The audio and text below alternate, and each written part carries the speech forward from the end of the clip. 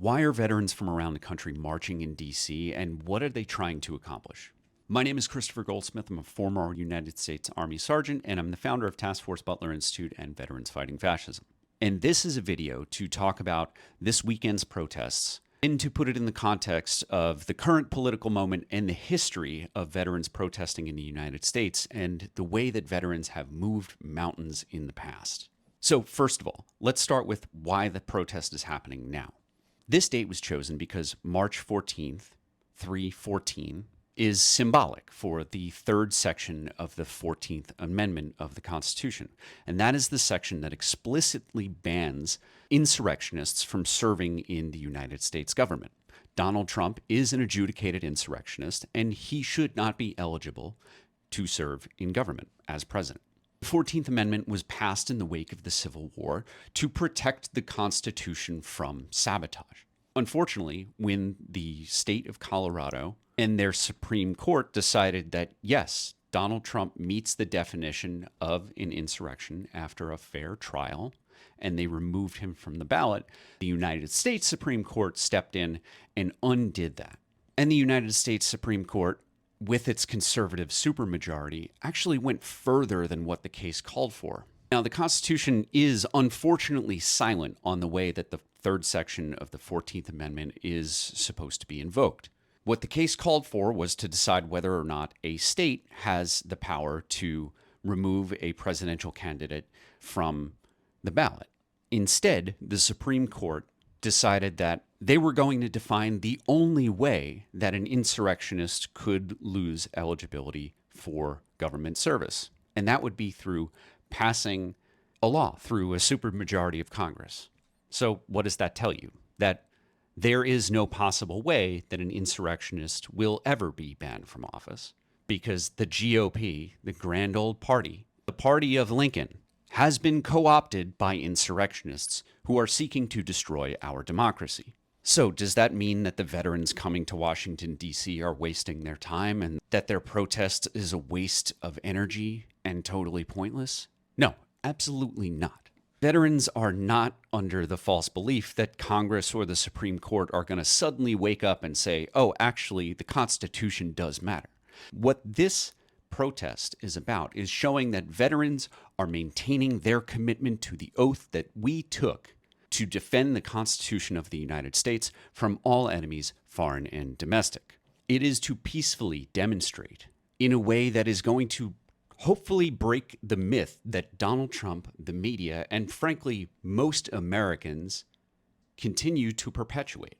And that myth is that all veterans support Donald Trump, or that even a majority of veterans support Donald Trump. And this is the kind of thing I actually see in my comments section all the time across social media. When I do videos about how Donald Trump is sabotaging veterans, I get tons of comments from ignorant people coming in and say, well, veterans voted for him, so they fucked around and now's the time to find out.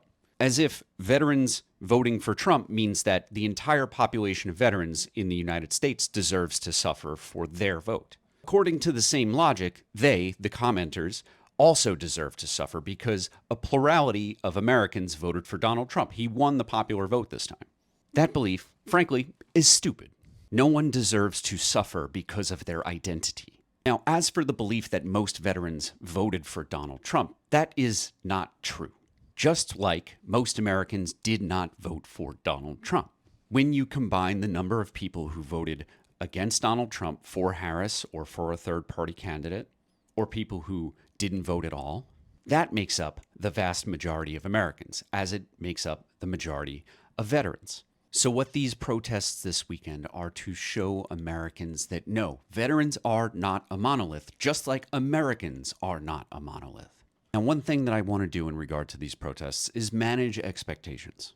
This protest, in my opinion, both as a former organizer of protests like this and as a threat analyst who studies grassroots movements and protests to detect threats, it is my opinion that the organizers behind this particular protest are not experienced enough and they don't have the logistical support necessary to make a really big moving protest that's going to grab a ton of headlines and get lots of attention. But with that said, this is going to allow us to kind of take the temperature and see how many veterans from the grassroots are willing to take the time to go out and protest.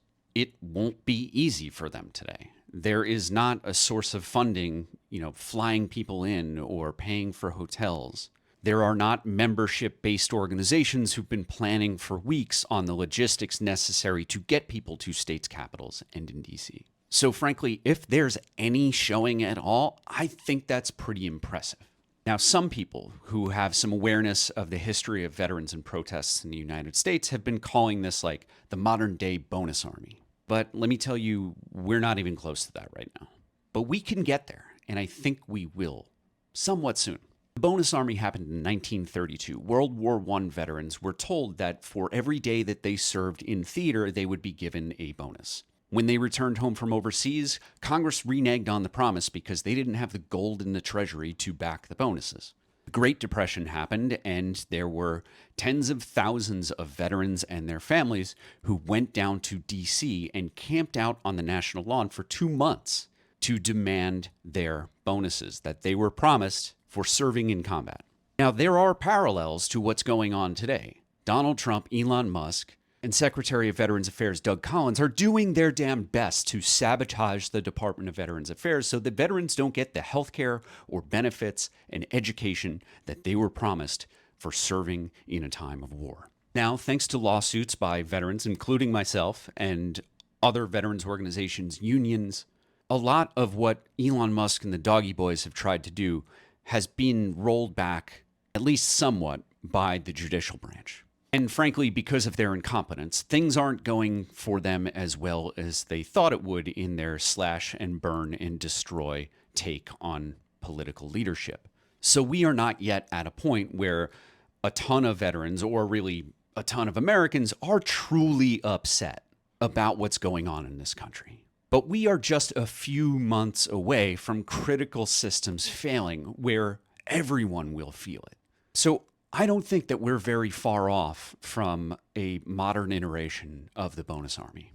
We have seen from major veteran service organizations, ones that are considered pretty conservative, not just in terms of their members' political beliefs, but in the actions that their leadership takes. They are conservative in that they are not going around knocking things over. Veterans of Foreign Wars, which I am a life member of, came out pretty strongly to condemn the arbitrary cuts at the VA. And their members, a very conservative base who tends to be a little older, and these people are fully supportive of VFW's leadership coming out and saying, no, what you're doing is fucked up. So if the courts are not able to fully stop Trump, Musk, and the Doggy Boys from destroying the VA, I think we're just a few months away from MAGA Republican veterans turning on Trump, Musk. So if you're interested in learning more about the history of veterans and the power of protest, check out my latest Substack post where I go into the history of the bonus army and what they were able to do not just for themselves, but for all of the United States.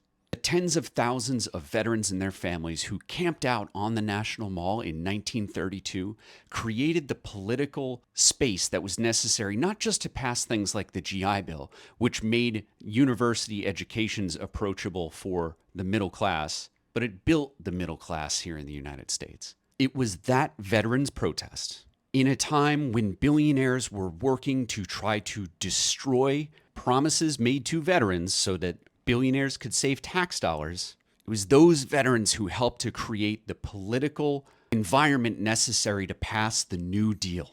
So are the March 14th protests going to accomplish this? Absolutely not. But as I explain in my Substack piece, I do believe that we are on the precipice of real change. You look at the context of the world we're living in today.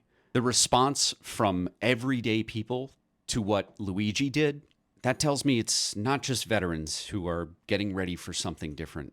It's everyday Americans who've started to wake up and realize that the billionaires are a predatory class. And as Donald Trump and Elon Musk, the embodiment of corrupt billionaires, wreak havoc on our democracy, and their destruction of the federal government starts to impact the lives of every American, I think we're that much closer to a long, hot summer that's going to bring us closer to a better, more fair constitutional republic.